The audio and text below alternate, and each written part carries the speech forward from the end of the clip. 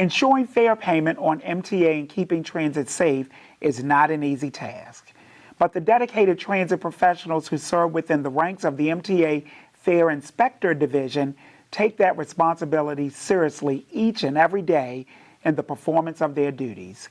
Here, with a look at the mission of the MTA Fare Inspector, is MTA Police Captain Kelly Holman. Captain Holman, welcome to Commuter Connections. Thank you, Anthony. Okay, so the fare inspection program, generally, what is it? But the long and short of it is, the fare inspection light rail system was made on a honor system, which means basically patrons have to purchase their ticket prior to riding the service. Fare inspectors ensure that the integrity of that program actually stays intact. Good. So we're focusing on the light rail system. Again, metro, buses, you have a ticket, et cetera. Exactly. You have a station attendant at those locations, so that system is not an honor system. Okay, so fare inspectors ride the light rail system. Is it more than just inspecting tickets for those persons? Absolutely. It's providing a force multiplier for the police department. There are extra set of eyes and ears out there, as well as providing the patrons a interesting ride because they can identify points of interest along the route.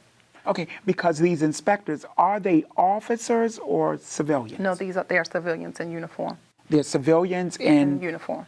When you say uniform, police uniforms? Or No, what type they're of in a fare inspector uniform. Actually, their uniform identifies them as a fare inspector. Okay, so they'll approach a customer and ask to see their proof of payment. Proof of payment. Yes, and as long as you have a cooperative patron who doesn't mind the fare inspector doing their job, there's no issue.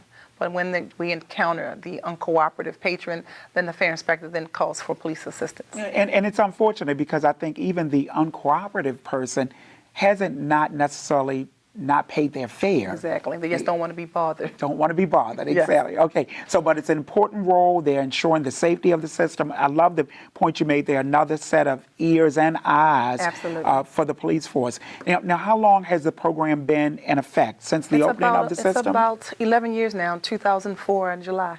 Okay. Now, I've got to ask this. Do we know how many people, because you see an honor system and you think that everybody's getting on it and not paying. Do we know how many people avoid or try to evade paying the fare? We don't keep records of how many people aren't paying, but what we do is fare inspectors have what is called a log sheet. So when they board the train, they see how many people are actually aboard the train. They identify how many people who have not actually paid, which we call them fare evaders. And then we mathematically deduce what the fare evasion rate is. Now, for the national average, it's 2.7. The MTA's goal is to maintain a 2% or lower fare evasion rate, and we are currently on target for that. That's great. And I'm glad you mentioned the national average because across the nation, this honor system is in place on many transit systems. Yes, it is. Okay, so what happens if you evade your fare? Because I think sometimes people hop on because they're rushing and they don't want to miss the train, et cetera. So what's the penalty for those who evade the fare? $50. $50. $50. All right, so you don't pay that on the spot. What are you given a citation that you have to mail in? You're given a citation. It's called a state citation, and then you're sent a court date, and you can appear for trial in front of a judge, either present your story or accept the fact that you are guilty and you have an explanation. Then it's up to the judge, however he decides to either impose the full penalty plus court costs or reduce your penalty. Okay, so it's just like speeding. It's not worth it. Exactly. So you get a speeding ticket, because I know a number of persons who hop on because they're rushing. So I understand there's some increased attention that's planned for the fare inspection program, some new elements to it? Actually, it's nothing new. I guess you can just say it's been revamped. Okay.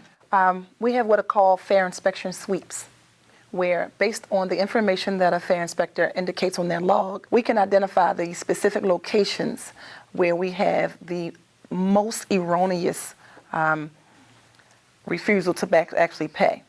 So with that information, now the police department can see that, let's say, Cultural Center. We'll say Cultural Center is one of the locations where people are not paying.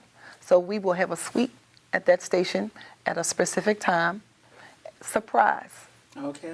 So when you get on the train and the train stops, police officers board along with fare inspectors. Now everyone gets checked. Even the people who are trying to get off the train to leave, they get checked as well to ensure that they had payment before they rode the system. Okay, well, Well, I won't look forward to one of those. Or if I'm on a train, I'll make sure I have a ticket. Please do. Okay. So thanks for stopping by. It's an important program. Yes, it is. Okay. Where you work, I'm sure you have fellow employees who celebrate milestone anniversaries of perhaps 10 or even 20 years.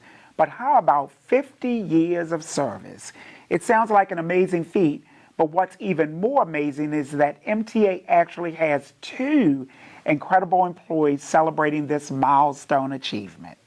Thomas Johnson and Joseph Truitt are 2 of MTA's longest working employees. They wear their seniority on their collars with badges 1 and 2, as 2015 marks their 50th anniversary serving transit users in the Baltimore area. Every one of us can tell you a tale, because we got tales. Back in the day, in the early 70s, we started a new program called Super Sunday tickets, where the customers could purchase a Super Sunday ticket and ride all day long without paying additional fare. And they took advantage of that. They got on my bus and they rode and they rode and they rode to the end of the line and stayed there, and they made a living room out of my bus. And they enjoyed it. It was a good thing to see them enjoying something that was different. And it got them out of the house, and it was a family affair. The whole family came out. Though neither know when they'll retire, they are sure of how they want to spend retirement. Yes, I love to know how things work. I like to know how things work so much. I went and took a course in electronics. I went to the automotive school, so I can work on cars if I desire to. Matter of fact, I do sometimes. My wife tells me I can't do it now because she claims that I'm old. Basically, I like to travel and see things. To travel is educational. You see how other people live and how they overcome their handicaps. And you come back a renewed creature.